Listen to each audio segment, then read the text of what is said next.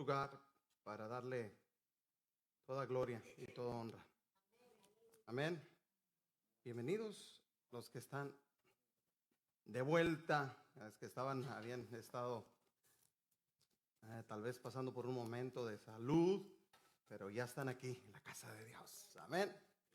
Tenemos otros hermanos que se encuentran fuera, y quienes están viajando, hay quienes se encuentran todavía un poco mal de salud, hay que seguir orando por ellos, que se encuentran quebrantados de salud. Y ahorita, hermanos, este clima está un poco complicado. Teníamos días de mucha lluvia, días de un muy buen, diría yo, una muy buena temperatura, y después días extremadamente calurosos, como el viernes, el sábado, y lo que parece que será también el día de hoy, ¿verdad? ¿Cuántos pudieron sentir esta mañana ya un poquito de los estragos del calor? Nosotros cuando llegamos aquí en la mañana, a las 9:30 de la mañana, y ya estábamos sudando. Por eso se enferma la gente, ¿verdad? Nos gusta entrar a los lugares fríos. Y había unos hermanos que nos preguntaron un día, que obviamente no son de aquí, pero nos vieron por internet. Y me preguntó el hermano, ¿qué a poco se hace mucho calor? Sí. Y cuando fuimos a visitar a los hermanos, hacían en Fahrenheit, estaban como a unos 80. Estaban como unos 80 ahí con los hermanos. Y los hermanos decían, qué calor, nos estamos derritiendo. Y yo decía, qué hermosa temperatura, qué fresco está el día. Decían los hermanos, pero ¿cómo, hermano? Está bien caliente. Decía, no se siente caliente. Si usted va para mi rancho, ahí sí se siente caliente. Cuando ya son 110, 115 grados, 111, 109, bueno, ahí ya se siente, pero ahorita está hermosa la temperatura, 78, 80. Pero bueno, así es la temperatura, así es donde nos tocó vivir, y le damos gracias a Dios porque siempre nos ha guardado. Pero hay que protegernos, hay que cuidarnos, hay que tomar decisiones prudentes y sabias, porque la naturaleza, decía una persona, la naturaleza no tiene palabra, no perdona. Vamos a pedirle a nuestro Señor, ya oramos, no hemos orado, ¿verdad? Vamos a pedirle a nuestro Señor que nos dirija en este día a escuchar su palabra y nos ayude a enfocarnos en lo que vamos a estar hablando todo este mes de agosto. Y bienvenidos al mes de agosto, y ya casi se nos va el año. Pero dicen, está agosto, apenas estamos empezando agosto, es que de agosto para adelante ya no se siente. A empezar a ver que de repente se pone las ciudades verde, blanco y rojo, y empiezan los tamales, las comidas mexicanas, y después empieza el pavo, y en un abrir y cerrar de ojos ya estamos celebrando la Navidad y Año Nuevo. Entonces desde aquí al final se va rápido el año. Vamos a pedirle a nuestro Señor que nos ayude a enfocarnos en lo que su palabra tiene para nosotros. Padre, gracias en el nombre de Jesús por tu maravillosa gracia, Señor, sobre cada uno de nosotros. Porque tú eres bueno, mi Dios, para siempre es tu misericordia, como cantábamos. Gracias, mi Cristo, que nos has permitido a todos los que ya estamos aquí tomar un tiempo para escuchar tu palabra, para escuchar el consejo que tú tienes para nosotros. Permite que tu palabra nos hable, nos dé palabra, Señor, nos dé aliento, nos dé sabiduría. Yo te ruego que cada una de las escrituras de las cuales estaremos, Señor, estudiando, ellas hablen a nuestras vidas y nos hagan entender el mensaje que tú tienes para cada uno de nosotros. Te doy gracias, Padre, en el nombre de tu precioso y amado Hijo Jesucristo. Amén. Ocupe su lugar, por favor. El tema de este día, estrenamos mes nuevo. Bueno, es el cuarto día del mes. Estrenamos mes nuevo y estrenamos una serie nueva. Y todo este mes vamos a estar hablando de algo bien importante. El nombre de la serie de este mes es Momentos de Decisión. Momentos de decisión. Todo este mes vamos a vernos enfocado a la toma de decisiones. Diferentes aspectos va a haber. El día de hoy básicamente es el tema de hoy, la toma de decisiones. Acompáñeme a leer esta escritura y estaba leyendo yo la escritura y la Biblia de la Nueva Traducción Viviente habla y dice de una manera muy sencilla, expresa de una manera muy simple este proverbio que vamos a leer. Vaya conmigo a Proverbios capítulo 2. Muchos de ustedes no van a tener esa versión, pero la vamos a ver en la pantalla. Proverbios capítulo 2 y vamos a leer 3 versos. El verso 11 al 13. Proverbios 2 del 11 al 13. Y vamos a verlo en la escritura de la nueva de la nueva traducción viviente. Esta traducción hace un juego de palabras muy, muy distintas. Habla de una manera muy diferente, una explicación muy sencilla comparada a lo que es la Reina Valera que vamos a estar viendo en la mayoría de las escrituras. Dice así en el verso 11, la tenemos en la nueva traducción viviente, dice de la siguiente manera: las decisiones sabias te protegerán, el entendimiento te mantendrá a salvo. La sabiduría te salvará de la gente mala, de los que hablan con palabras retorcidas. Estos hombres se alejan del camino correcto para andar por sendas tenebrosas. ¿Qué le parece la palabra? Las decisiones sabias y la sabiduría traerán a nosotros salvación, nos mantendrán protegidos. Mire, día a día, estadísticamente, nos enfrentamos a miles de opciones y cientos de decisiones que debemos de tomar. Muchas de ellas las hacemos en automático. Ya están implantadas en nosotros y ya no las tenemos que pensar. Cuando nos levantamos de la cama, cuando salimos de la cama, no nos ponemos a pensar con qué pie vamos a pisar. ¿O quién se pone a pensar, pues con qué pie voy a pisar? A menos de que me duela un pie o que me sienta más fuerte de un pie, pues ya sé cuál voy a elegir. Pero la mayoría de nosotros, al solamente levantarnos de la cama, nuestra mente automáticamente ya tomó una decisión por nuestra mente en modo automático tomó una decisión más rápido sobre nuestra razón. Ya no estás razonando la decisión, simplemente la tomaste porque es práctica y es rápida. Igual, lavarnos las manos, cepillarnos los dientes, todo es en automático. Pero eso lo hemos llevado a una escala mayor. ¿Sí se han dado cuenta que ahora somos la generación o somos la sociedad de las opciones? Tenemos opciones para todos y para todo. Se ha condicionado para que todos elijamos algo. Colores, estilos, modelos, vehículos, comida. Créame que cuando salga usted de este lugar y se dirijan a comer, tiene muchas opciones. Algunos van a elegir ir a casa, algunos van a elegir ir a un restaurante, algunos de ustedes van a elegir una comida rápida y aún entre esas decisiones va a haber muchas otras decisiones más para tomar. Si dicen, bueno, como en casa, ok, ¿qué voy a comer en casa? ¿Voy a preparar comida o voy a comer recalentado? Bueno, mejor me voy a restaurante. Bueno, ¿a qué restaurante vas a ir? ¿Comida italiana, mexicana? Bueno, comida mexicana, ¿qué voy a comer? Enchiladas, caldo, pozole, arroz con leche, tacos, yo no sé, lo que sea. Pero ya empiezan a tomar decisiones. De tal manera que, créalo, si se pone a pensar, ya no podemos vivir nosotros sin opciones. Y el día que dejamos de tener opciones, nos sentimos frustrados.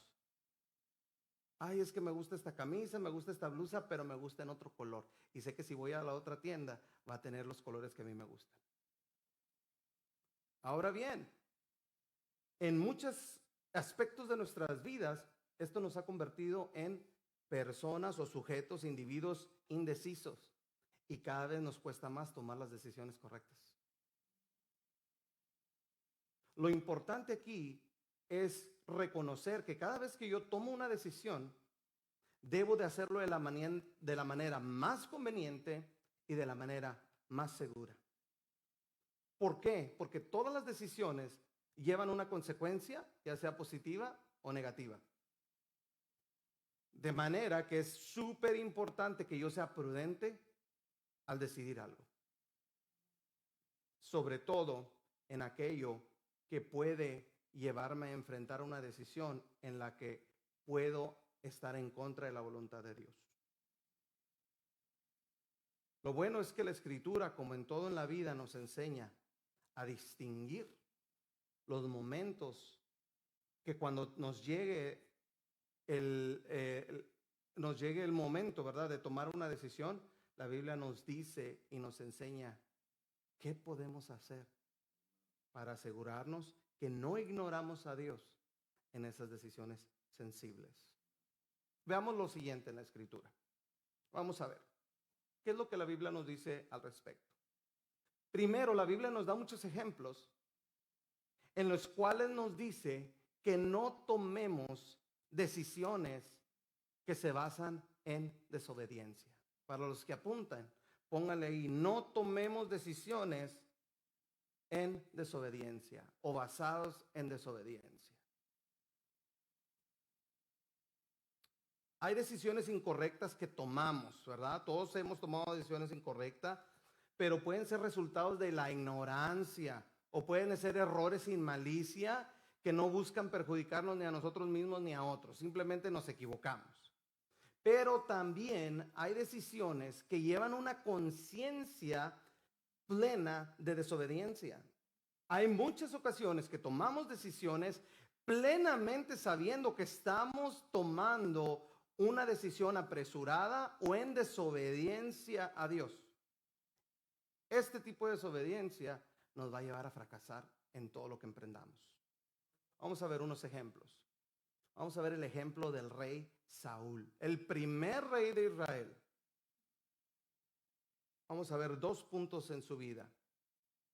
Primero, la primera decisión desobediente de Saúl fue una decisión ignorante y apresurada. Y vamos a 1 Samuel capítulo 13 y vamos a leer del verso 8 al 14. Y dice así: y él esperó 7 días conforme al plazo que Samuel le había dicho. Pero Samuel no venía a Gilgal o a Gilgal, y el pueblo se le desertaba. Entonces dijo Saúl: traedme holocausto y ofrenda de paz, y ofreció el holocausto. Y cuando él acababa de ofrecer el holocausto, he aquí Samuel que venía, y Samuel salió a recibirle para saludarle. Entonces Samuel dijo: ¿qué has hecho? Y Saúl respondió: porque vi que el pueblo se me desertaba y que tú no venías dentro del plazo señalado y que los filisteos estaban reunidos en Micmas. Me dije: ahora descenderán los filisteos contra mí a Gilgal, y yo no he implorado el favor de Jehová. Me esforcé, pues, y ofrecí holocausto. Entonces Samuel dijo a Saúl: locamente has hecho. No guardaste el mandamiento de Jehová tu Dios, que él te había ordenado, pues ahora Jehová hubiera confirmado tu reino sobre Israel para siempre. Y ya sabemos el resto de la historia. ¿Qué pasó aquí?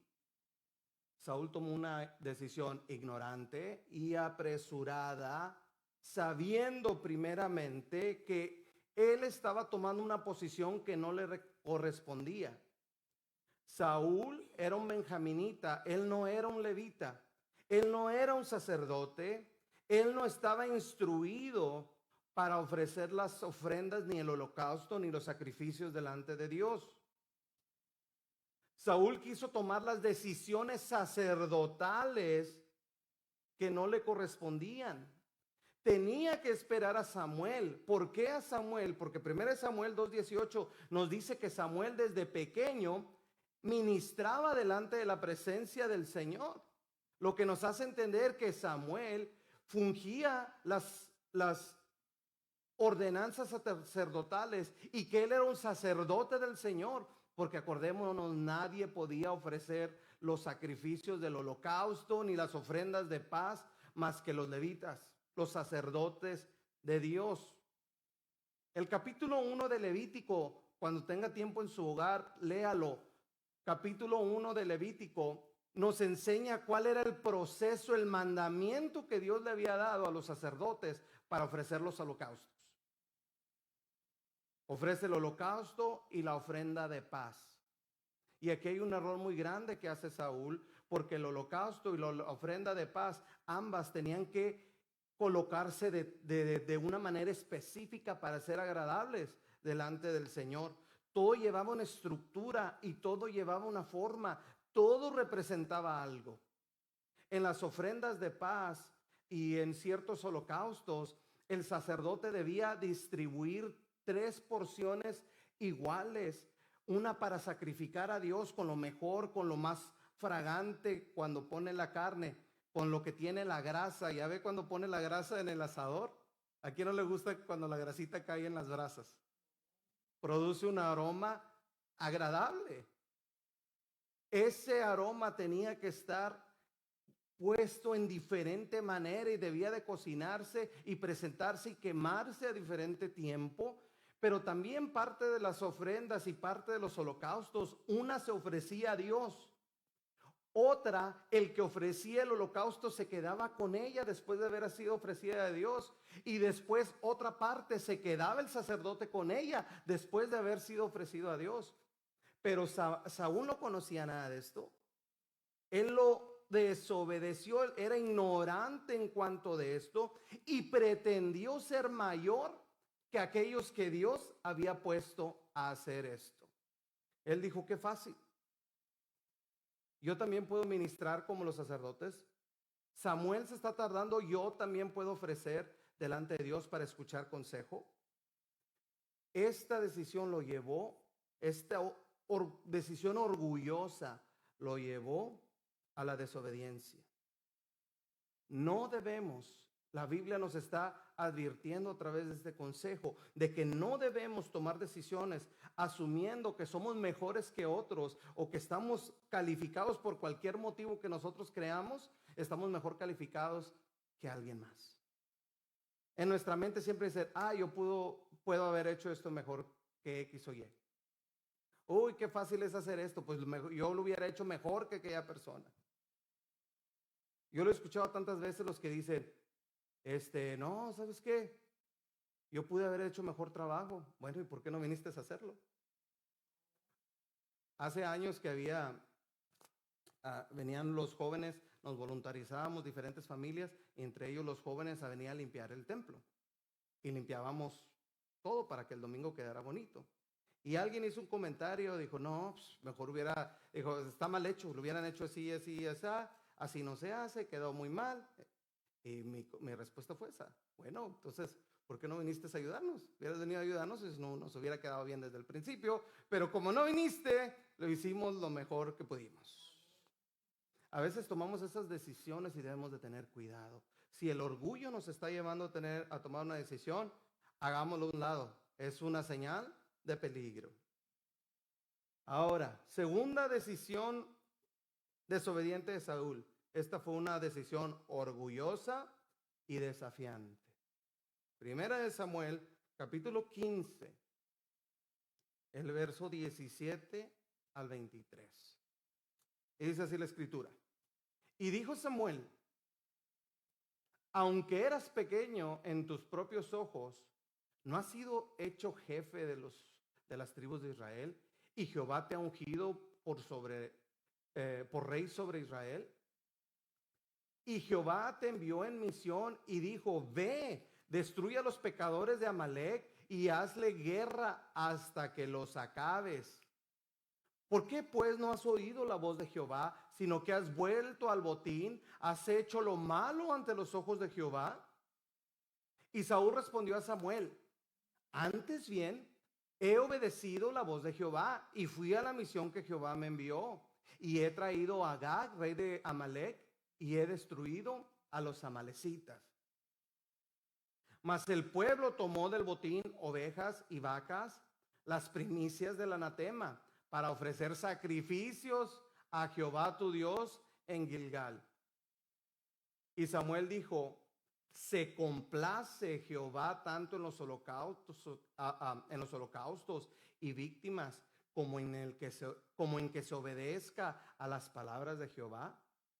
Ciertamente el obedecer es mejor que los sacrificios y el prestar atención que la grosura de los carneros. Porque como pecado de adivinación es la rebelión y como ídolos e idolatría la obstinación. Por cuanto tú desechaste la palabra de Jehová, Él también te ha desechado para que no seas rey. Dios había decidido pasar justicia sobre el pueblo de Amalec y había escogido a Saúl como instrumento para hacer justicia. Pero Saúl decidió quedarse con el rey Agag como trofeo de los amalecitas. El martes explicamos esto en el estudio. Generalmente cuando se tomaban rehenes, si hacían a un rey enemigo rehén, lo obligaban a pagar tributo. Lo obligaban a trabajar para el rey que lo había subyugado. Entonces, ¿qué era lo que buscaba Saúl aquí? Un trofeo, alguien que le estuviera pagando por su tributo por haber sido capturado.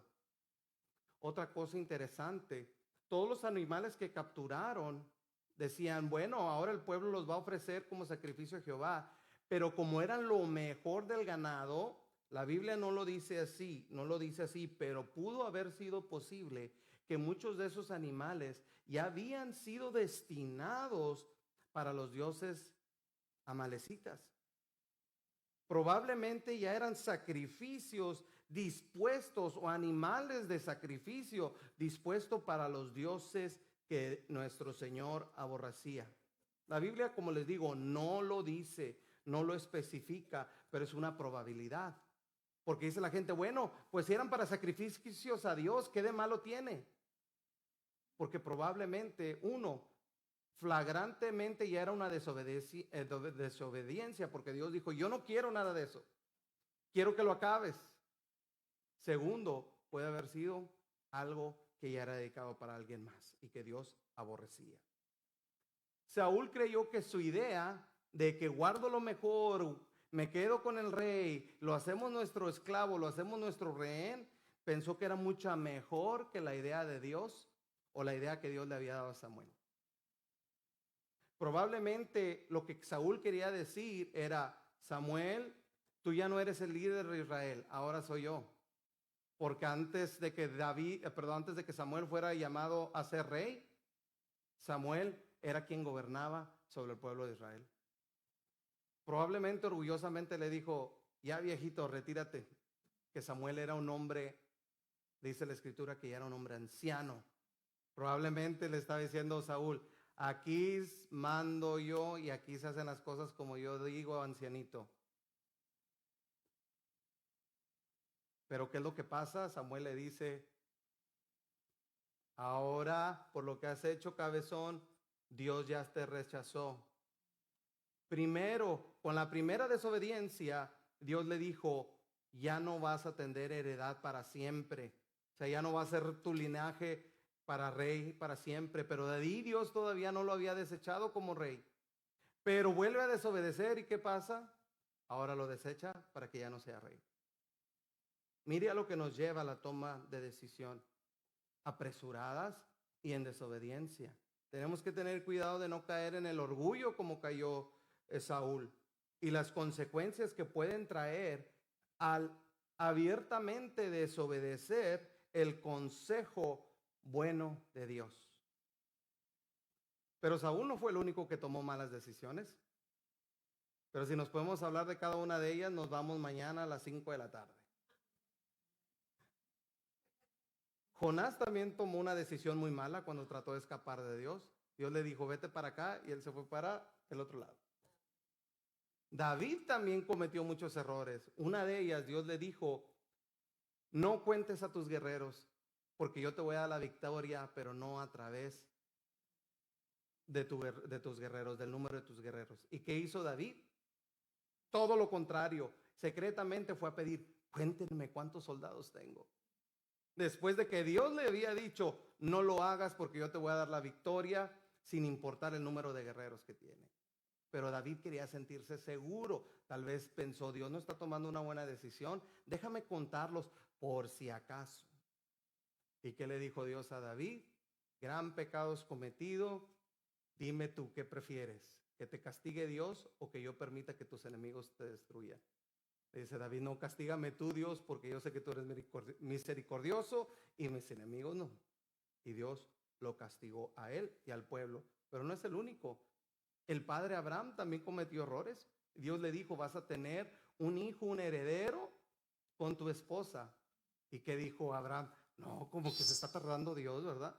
Como que el Señor se está tardando. Vamos a darle una ayudadita. Y tiene su primer hijo con la sierva de su mujer. Y hasta el día de hoy, estos dos pueblos viven como perros y gatos, como de la greña, como dicen, siendo descendientes del mismo padre. Sigue el pueblo árabe y el pueblo hebreo en una pelea eterna por la decisión pobre de Abraham. El orgullo, hermanos, hermanas, es un mal consejero. El enojo es un mal consejero. La venganza es muy mala consejera, pero también la ignorancia es una mala consejera. Si nos sentimos enojados, orgullosos, con deseo de venganza o plenamente somos ignorantes, mejor abstengámonos de tomar decisiones que puedan traer consecuencias que no queremos enfrentar. Pero ¿qué más nos dice la Biblia? ¿Qué más nos aconseja la Escritura? Para los que apuntan, la Biblia nos aconseja, sencillo, que pidamos consejos al tomar decisiones. Que pidamos consejo al tomar decisiones. Esta es una práctica que todos debemos de tener cuando nos sentimos indecisos, especialmente cuando nos enfrentamos a decisiones mayores que pueden cambiar el curso de nuestras vidas. Proverbios 11:14 nos dice de la siguiente manera. Proverbios 11:14. Dice, donde no hay dirección sabia, caerá el pueblo, mas en la multitud de consejeros hay, ¿qué dice? Seguridad. Otras versiones nos dice, en la abundancia de consejeros está la victoria. Pero en la multitud de consejeros hay seguridad. El proverbista nos invita a que seamos cuidadosos y nos dice que podemos caer si no buscamos el consejo correcto.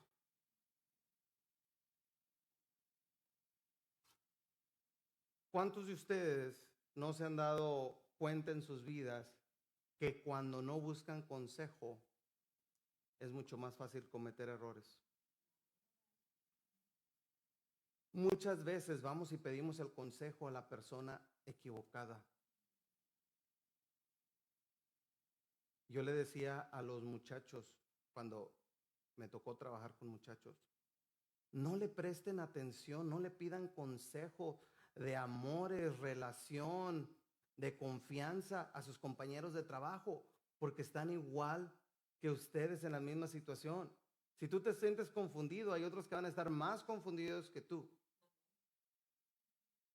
Hace muchos años me dijo una hermana, hermano, ¿puede hablar con mi hijo? Porque tenía 14 años el muchachito. Y decía que él sentía ya quería ser padre, que tenía, que ya su corazón le decía que él tuviera un hijo, que ya estaba listo para ser padre, con 14 años. Y me dijo la hermana, ¿podría hablar con él? Y dije, hermana, esta es una plática que usted debe tener con su hijo, no yo. No, es que ahora le entró eso y me dice que se quiere casar con una muchachita ahí de la escuela y que estaban listos para tener un hijo. Bueno, pues platico yo con el muchachito y me dice, no, es que me dicen de la escuela que si nos amamos, pues ¿cuál es el problema? Que nos amamos. Y le dije, mira, las posibilidades de que tú te cases con esta persona y que tengan una familia y sean felices, puede ser una entre 100 o una entre 1000. Nadie te garantiza. Dije, ¿en qué trabajas? No, pues es que pensábamos podemos vivir con mis papás o con los papás de ella. Le dije, no sabes lo que estás diciendo. No, pero es que yo siento que yo quiero tener un hijo y todo. Dije, dale tiempo a todas las cosas. Va a llegar el momento en que no vas a querer tener hijos y vas a decir, me hubiera esperado un poco más porque ahora no puedo hacer lo que yo quería porque tengo responsabilidad de alguien más. Dije, ¿a qué horas te levantas? Bueno, mi mamá me levanta como a las 5 de la mañana. Ah, tu mamá te levanta. ¿Qué te haces de desayunar? Mi mamá me hace desayunar. ¿Quién te compra la ropa? Mi papá me compra la ropa. ¿Quién te lleva a la escuela? Mi papá. Dije, no estás ni preparado para cuidarte tú y quieres tener un hijo. Dije, no escuches a los que te están aconsejando en tu escuela. Están igual de confundidos que tú. Se molestó el muchachito, se molestó. Pero le dije a su mamá, tengan ustedes estas pláticas. No le pueden permitir, por el temor de decirle algo y que se les vayan a enojar, que se haga una idea, que se haga este tipo de idea. Porque se van a pelear y se le va a ir de la casa. Pero imagínense, y como esta historia yo pienso que ustedes han escuchado muchas iguales, ¿verdad? Y yo creo que muchos de ustedes lo han visto y han conocido a personas que se han atrevido a hacer esto. Le dijo una muchacha a mi esposa, dijo, es que lo más sabio, se iban a casar, ella y su novio, dijo, me dieron un consejo que tan pronto me case, busque quedar embarazada. Con mi esposa, pero todavía no acabas ni en la escuela, ni tú, ni tu prometido. Te va a ser más complicado ir a la escuela con un embarazo. Dijo, no, es que me aconsejaron que hiciera esto, porque me dijo esta señora, ¿y qué si no puedes tener hijos? Y si te esperas 2, 3 años y te das cuenta que no puedes tener hijos. Y le dijo mi esposa, ten cuidado, porque ni tú ni tu novio están preparados para tener un hijo en este momento. No tienen, para empezar, se van a casar y no tienen a dónde ir. No tienen trabajo, todavía no terminan sus estudios. ¿Qué van a hacer con una criatura? Pero hay gente que se va y escucha el consejo del que le habla bonito al oído. Exactamente. Se va con la persona que le dice lo que quiere oír. Por eso el proverbista nos dice que busquemos multitud de consejos. Si ya 2, 3, 4 personas te dicen, no, ten cuidado, probablemente esas 4, 5, 6 personas te están encaminando por el camino correcto, ¿no? Debemos de saber quién y cuándo pedimos un consejo. Le pongo un ejemplo. Yo no les voy a preguntar a mis hijos qué tengo que hacer con mi dinero, con el dinero que su mamá y yo ganamos. ¿Por qué? Porque son unos niños. Imagínense que yo vaya a mis hijos y les digo, ¿en dónde invierto mi fondo de retiro?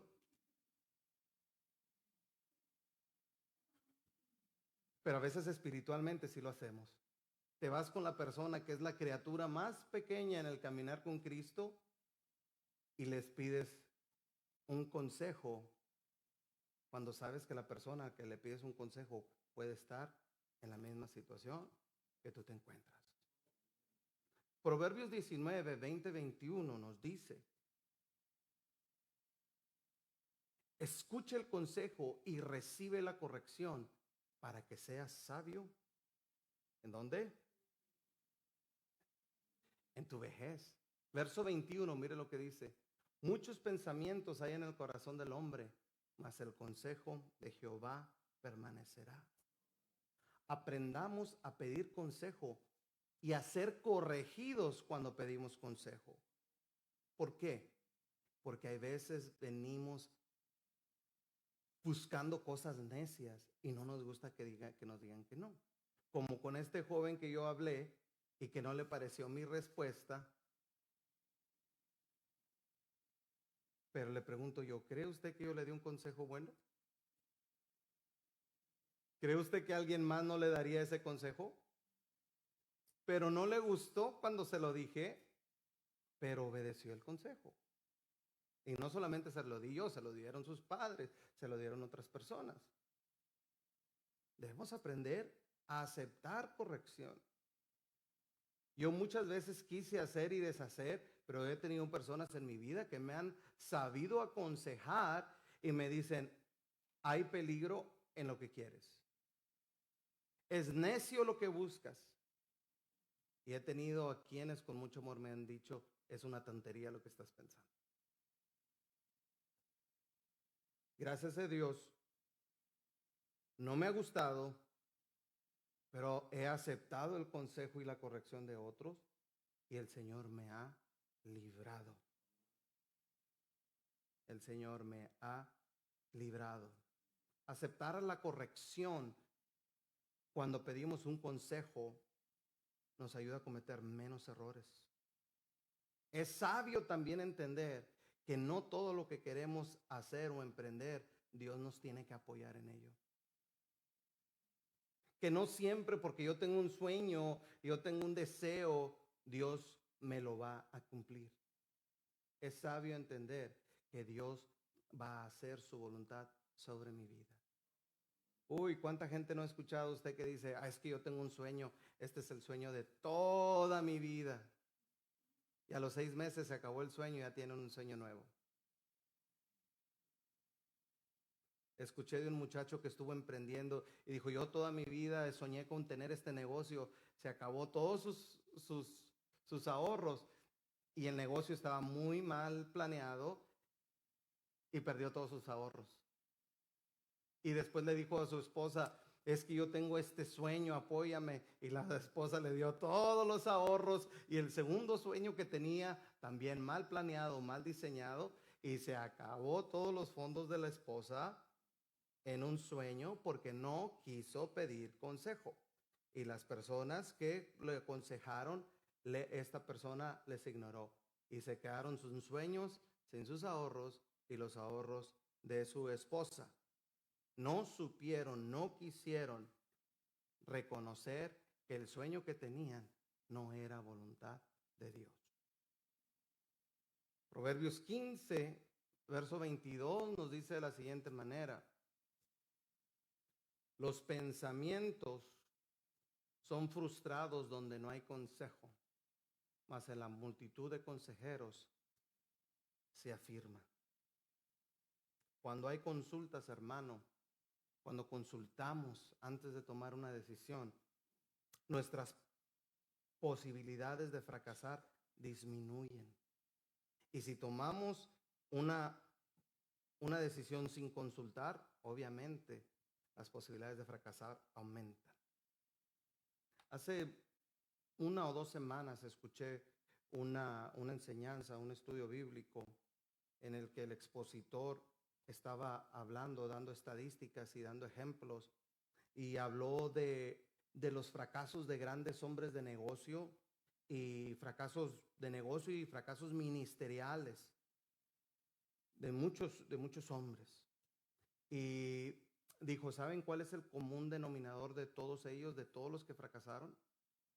De todos los que eh, fracasaron en sus negocios o fracasaron en sus ministerios, es que ninguno de ellos le rendía cuentas a nadie.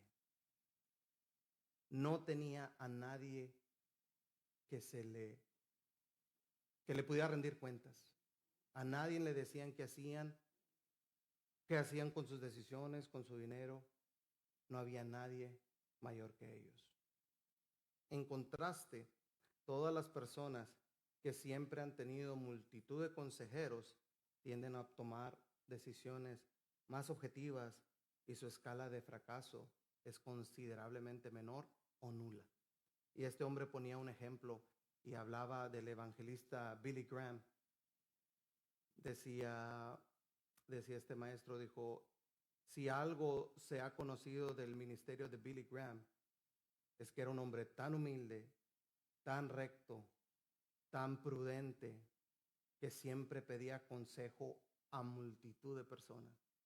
Tenía tantas personas orando y aconsejándolo todo el tiempo. Y siendo que Billy Graham es un ícono del evangelismo, es un ícono de la enseñanza, pero él tenía cientos de personas que lo aconsejaban, que oraban por él. Imagino que también tenía a sus personas más íntimas que lo guiaban.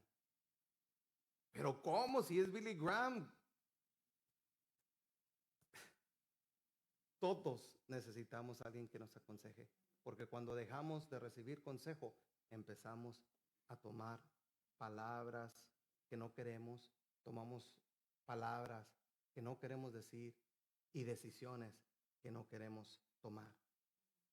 Hasta Moisés lo hizo así en Éxodo 18:19. Él recibió consejo de su suegro Jetro y le dijo, Jetro, ahora escucha mi voz, yo te aconsejaré y Dios estará contigo. Está tú por el pueblo delante de Dios y somete todos los asuntos a Dios. Jetro le enseñó a Moisés cómo debería lidiar al pueblo de Israel. Pero como Moisés era un príncipe, Moisés fue enseñado en las mejores escuelas de Egipto. Moisés fue criado en un palacio y creado como un líder. Aún este hombre, con todo su conocimiento y sabiduría, se sometió al consejo de su suegro Jetro y de ahí en adelante comenzó a tomar las decisiones basadas en las enseñanzas o en los consejos de este hombre. Y mire a lo que se convirtió Moisés. Termino con esto porque ya casi es hora. ¿Quién tiene hambre? Ya casi es hora. Ya casi es hora de irnos. Apunte. Busquemos siempre la voluntad de Dios al tomar una decisión. Sin lugar a duda, es muy importante que Dios no sea parte de nuestras decisiones.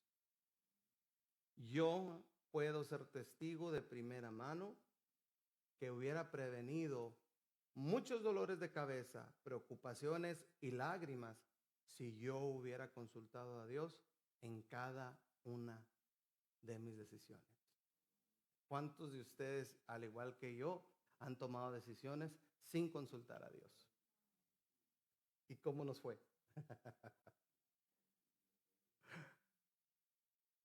La Biblia nos da un recuento de muchísimas personas que pidieron consejo de Dios. Pero nomás vamos a hablar de estos ejemplos rápido. Primero, Daniel. En Daniel 1:8 nos dice que Daniel tomó una decisión basada en seguir la voluntad de Dios. ¿Sabe cuál fue lo que decidió Daniel en 1:8? No contaminarse. Dice así, y Daniel propuso en su corazón no contaminarse con la porción de la comida del rey, ni con el vino que él bebía. Pidió por tanto al jefe de los eunucos que no se le obligara a contaminarse. ¿Por qué? ¿Por qué tomó esta decisión Daniel? Porque sabía cuál era la voluntad de Dios. Porque la comida del rey era todo aquellos alimentos que estaban ofrecidos primeramente a los dioses de su rey. Segundo, la gran mayoría de los alimentos eran alimentos prohibidos por la ley de Dios. Daniel, aunque no estaba en su tierra, decidió seguir las ordenanzas de Dios. ¿Y se acuerda cuando estudiamos, que tuvimos el estudio bíblico acerca de Daniel? Vimos el contraste entre Daniel y sus amigos. Y vimos que muchos de los príncipes que venían de Israel dejaron su identidad como príncipes de Israel para someterse a la voluntad de Babilonia. Pero Daniel y sus amigos nunca perdieron su identidad y se arroparon y se acobijaron a seguir su identidad como pueblo escogido de Dios. Desde su manera de hablar, sus nombres, aunque perdieron sus nombres. ¿Se acuerdan que hablamos mucho y tomamos toda una clase acerca de los nombres de Daniel y sus amigos? Aun cuando perdieron ellos sus nombres, fueron obligados, no perdieron la identidad de sus nombres originales ni lo que representaban. No perdieron la lengua, aunque aprendieron a hablar la lengua de los babilonios, y no perdieron su devoción al Dios de sus padres. ¿Qué es lo que pasó con Daniel?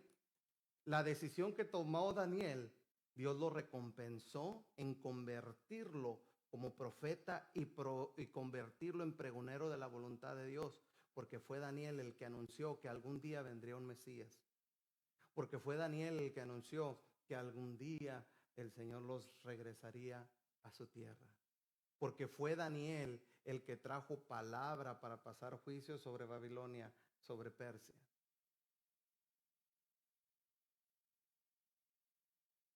Increíble lo que nos puede llevar a una decisión tomada bajo la voluntad de Dios. David hizo lo mismo. David buscó el rostro de Dios antes de tomar una decisión de enfrentar a los filisteos. Vamos a leerlo en 2 Samuel capítulo 5, del verso 17 al verso 25. Dice así: oyendo los filisteos que David había sido ungido por sobre rey de Israel, subieron todos los filisteos para buscar a David. Y cuando David lo oyó, descendió a la fortaleza. Y vinieron los filisteos y se extendieron por el valle de Refaim. Entonces consultó David a Jehová diciendo: ¿iré contra los filisteos? ¿Los entregarás en mi mano? Y Jehová respondió a David: ve, porque ciertamente entregaré los filisteos en tus manos. Y vino David a Baal Perasim, y ahí los venció David. Y dijo: quebrantó Jehová mis enemigos delante de mí como corriente impetuosa. Por esto llamó el nombre de aquel lugar Baal Perasim. Y dejaron ahí sus ídolos, y David y sus hombres los quemaron. Y los filisteos volvieron a venir y se extendieron en el valle de Refaim. Y consultando David a Jehová, él le respondió: no subas, sino rodéalos, y vendrás a ellos enfrente de las balsameras. Y cuando oigas ruido como de marcha por las copas de las balsameras, entonces te moverás, porque Jehová saldrá delante de ti a herir el campamento de los filisteos. Y David lo hizo así como Jehová se lo había mandado, e hirió a los filisteos desde Geba hasta Geser. Todo lo contrario a lo que hizo Saúl. David, habiendo peleado multitud de veces con los filisteos y habiendo vencido ejércitos filisteos muchas veces, una vez más se acerca delante de Dios y le dice: ¿iré a pelear, Dios? ¿Y qué le dijo Dios? Sube. Y así lo hizo David. La segunda vez, bien pudo haber dicho David: Dios ya me dio la victoria, ¿para qué le pregunto otra vez? Pero David fue a buscar consejo, buscando la voluntad de Dios, y le dijo: subo otra vez. En otras palabras, le dijo Dios: no, ahora rodéalos, porque yo los voy a herir. ¿Qué es lo que causa esta decisión con David? que fuera su reino establecido de ahí para adelante. De hecho, esta decisión que tomó David, estas dos decisiones, ¿saben en qué lo convierten? En el capítulo 2 del libro de Samuel, en el segundo libro de Samuel, en el capítulo 2, nos dice que después de que habían acontecido todas estas cosas, el pueblo de Judá se acercó a tomar a David y le dijeron, queremos que sea rey sobre Judá. Todavía no era rey sobre todo Israel, comenzó siendo rey sobre la tribu de Judá. Por obedecer, por buscar hacer la voluntad de Dios, tomó decisiones que lo llevaron a fortalecer su reinado. Por último, y la más grande, el Señor Jesucristo, estando en el huerto del Getsemaní, decidió ir a la cruz buscando la voluntad del Padre. Mateo 26, del 36 al 46, nos dice de la siguiente manera. Entonces llegó Jesús con ellos a un lugar que se llamaba Getsemaní y dijo a sus discípulos, sentaos aquí entre tanto que voy ahí, y oró. Y tomando a Pedro y a los dos hijos de Zebedeo, comenzó a entristecerse y angustiarse en gran manera. Entonces Jesús les dijo, mi alma está muy triste hasta la muerte. Quedaos aquí y velad conmigo. Yendo un poco adelante, se postró sobre su rostro, orando y diciendo, Padre mío, si es posible, pase de mí esta copa, pero no sea como yo quiero, sino como tú. Vino luego a sus discípulos y los halló durmiendo y dijo a Pedro, así que no habéis podido velar conmigo una hora, velad y orad para que no entréis en tentación. El espíritu, la verdad, está dispuesto, pero la carne es débil. Otra vez fue y oró por segunda vez diciendo, Padre mío, si no puede pasar de mí esta copa sin que yo la beba, hágase tu voluntad. Vino otra vez y los halló durmiendo porque los ojos de ellos estaban cargados de sueño. Y dejándolos se fue de nuevo y oró por tercera vez diciendo las mismas palabras. Lo demás ya lo conocemos. Ahí el Señor Jesucristo confirmó su decisión de ir a la muerte buscando hacer la voluntad del Padre. Esto agradó al Padre, Él lo dejó todo para agradarlo. Sin esta decisión de obediencia no hubiese salvación para usted y para mí. Esta decisión nos ha llevado a usted y a mí, a todos los que han creído, a la salvación. Todos tenemos, hermanos, el poder de decidir. Pero tengamos cuidado porque podemos ser víctimas de nuestras malas decisiones. Pero si tomamos el ejemplo de la Biblia, entonces tal vez podamos estar tomando las decisiones correctas. Si seguimos el consejo de la palabra de Dios. ¿Qué le parece si cerramos nuestros ojos y oramos un momento? Padre, gracias. En el nombre de tu Hijo amado Jesucristo.